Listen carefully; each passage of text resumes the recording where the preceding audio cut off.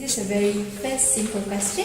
Right. Why did you go into engineering at first? That's easy. The simple question. Okay, my dad was an engineer, Uh-huh. so he started a business. I'm the youngest son, and so dad didn't give me a choice. He said, you do engineering. But truth be told, he wanted me to be a doctor. And I went all the way to England, and I was interviewed for medical school, and I got a place. But then I knew it wasn't my calling, and I was pretty sad. And then I had dragged him halfway around the world, and I told him, after I got the place, I think I don't want to do medicine. I think I want to be an engineer. I'm just happy that, I made the right choice, but I needed to know that I wasn't being forced into it. So when he brought me to England and I got a place for medicine, then I sat down and reflected on the beach in Brighton. I actually sat on the pebble beach and looked at all the stones, and I was with my cousin, and I said, my heart doesn't feel right. I don't think I'm made out to be a doctor. And I wanted to be an engineer. I knew then that it was my choice. And today I'm a really passionate, happy engineer. May I know what's the main reason that make you feel like you want to be an engineer?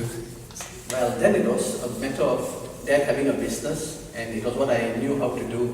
And as I started working for my father, I discovered I have some passion in this area. I have some natural interest in this area. I see. So it was something that just grew on me. And the more I did engineering, the more I found I liked it. So we want to know how do you balance the social and technical aspect of engineering in your work? Social, well, we all have a big heart in One Alpha, and what we do is we do charity projects. The example for Okay, very simple.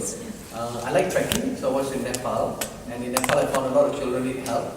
So we set up a fund to educate children in Nepal. And then my dad had a helper, a Sri Lankan, and her brother-in-law died.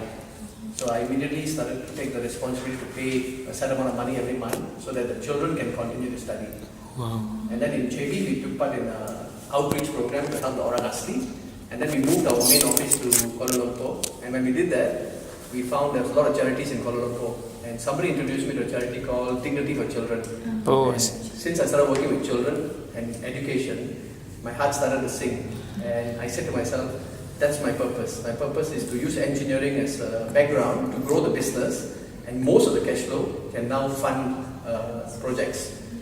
So my passion would be children, helping them to get educated. My dad came from very humble beginnings. Well, this is very noble thinking. He had cows, Yes. and he used to cycle around the town and deliver milk in glass bottles to the tin miners of Ipoh. And from that, he became a successful engineer, and the life of all the family members changed. So you started from Perak and then moved to JB? Correct. My dad got a job with LLN, Lembaga Electric Negara, and he served with LLN, and then he opened a private consultancy firm in Johor Bahru, and he grew that. And by the time I came back from England was 1992, and I was 20 years old. I got a first class in engineering from the University of Leicester, and that helped. So I worked really hard with that. My dad was a no-nonsense man. Yeah, I know. Once I asked him a question about a project, he threw the file at me. Never asked such a stupid question. So that was the University of Hard Knocks. He didn't want me to have the easy way. He wanted me to learn the hard way.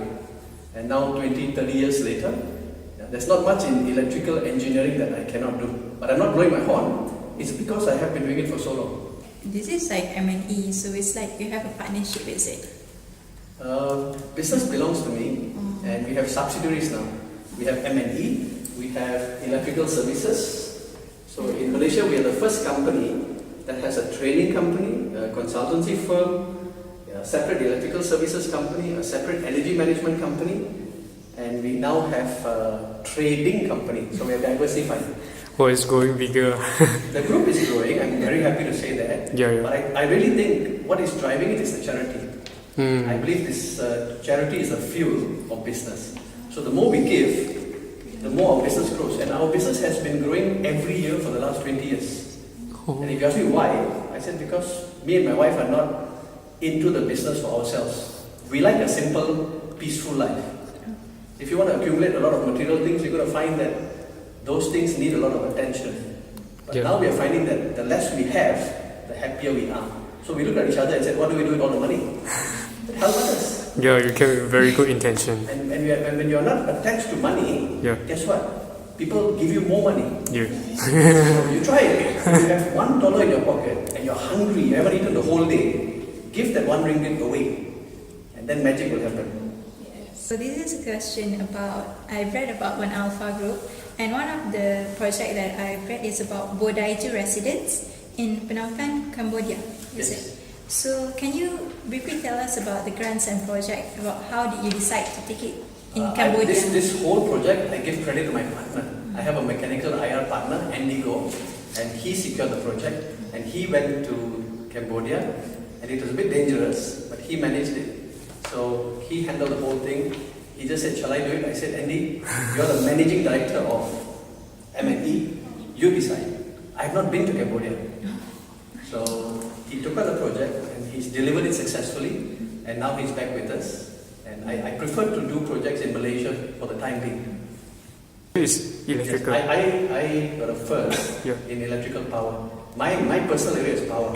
Oh. I love to do these projects where you convert systems from lower voltages to higher voltages, and customers save on tariff.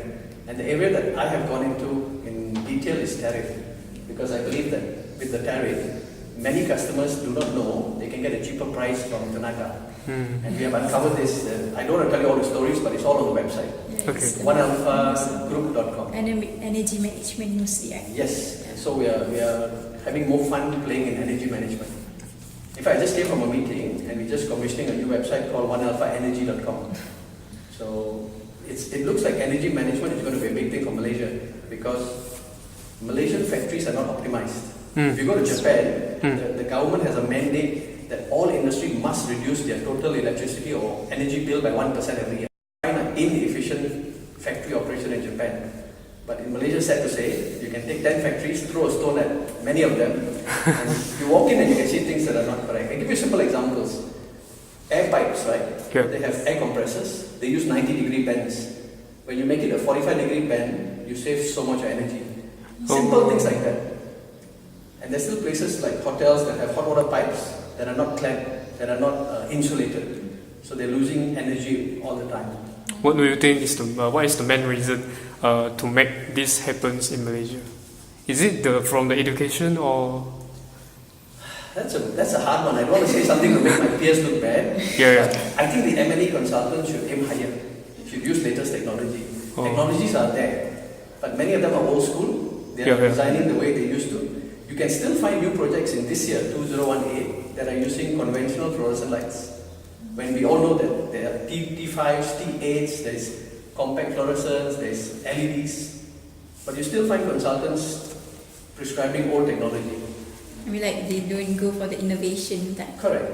And if you're really innovative and smart and brilliant and you want to do your projects and make them interesting, there's energy management software, there's monitoring software, there's the latest technology. I believe Suruhanjaya Tenaga, the Energy Commission, have a grant.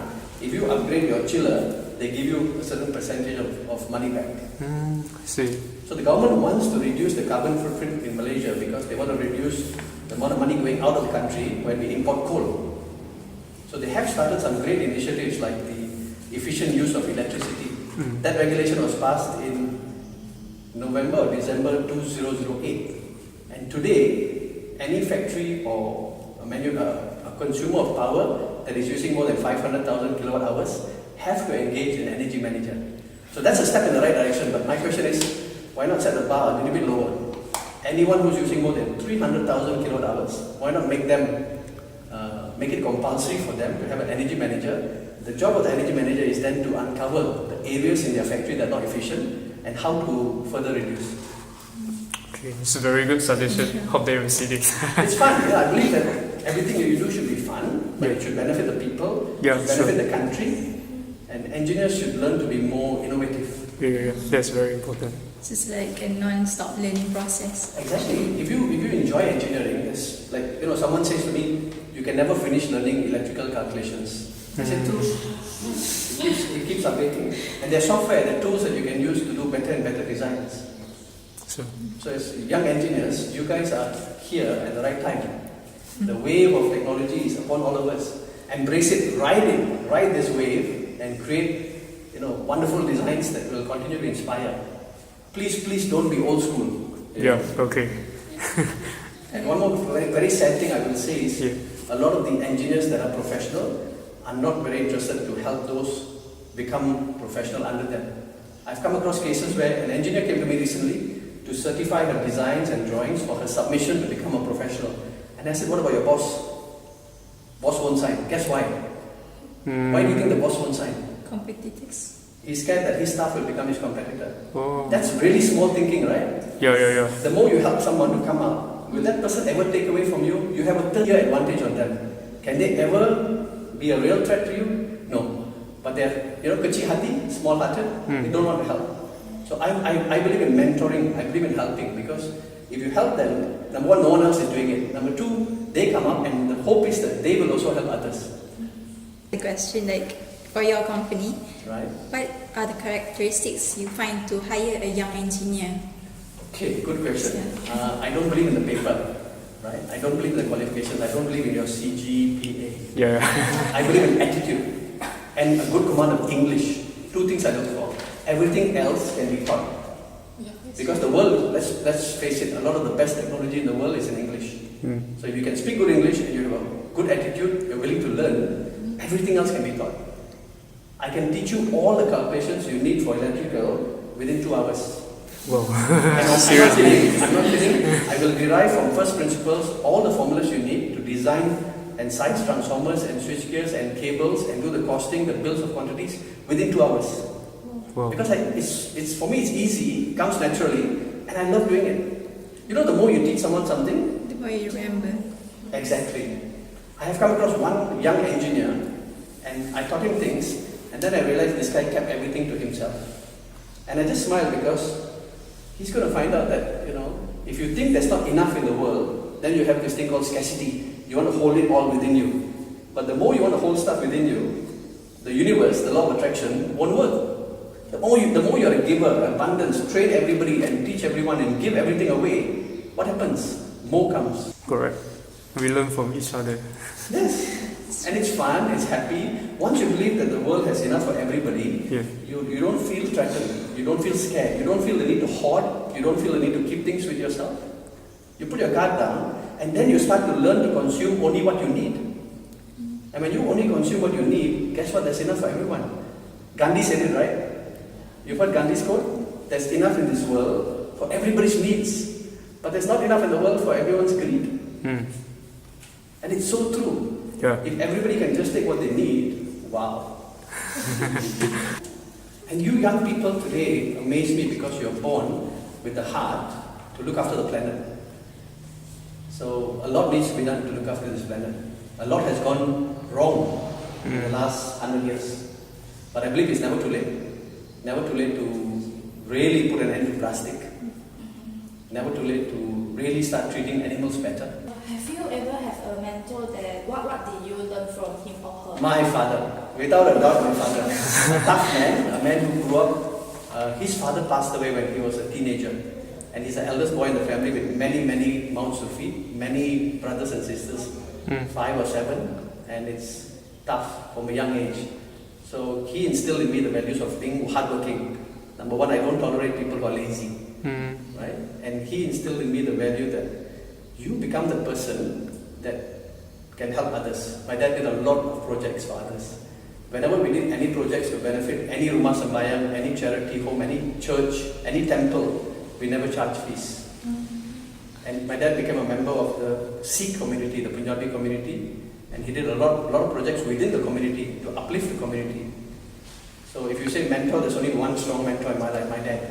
If you want to do good deeds, but in your way, you need to generate your company. Do you think you will meet some hardship when you want to do the good things, but in a way you want to earn more? Yes. Everything happens for a reason. Sometimes we go down a certain path and we fail, we fall down, and we get a result that is not what we expected. What you do is you step back from that and you ask yourself, what can I learn from this? There's always a reason. Sometimes the wrong person comes in, sometimes you get cheated, sometimes the project will fail. But we don't lay blame. Even if my engineers make a mistake, I will tell the owner, number one, I'm so sorry that this happened, and I will cover for the engineers. But I'll ask the engineer, and if the engineer gives me an excuse, I'll say no. Own it. Say, yes, I did it. And I will learn from this. So if you are setting out to walk a perfect path with no learning experiences, you won't go far. Half the things we do are wrong. But by going through failures, by hitting many walls, it's how you bounce back. I've had tremendous mistakes I've made as the leader of this group. I invested a lot of money in servers at a time that we were not big enough. And I heard no end of this from my CFO. My CFO, gave me hell. But that was 2-3 years ago. Guess what? Now we need the servers.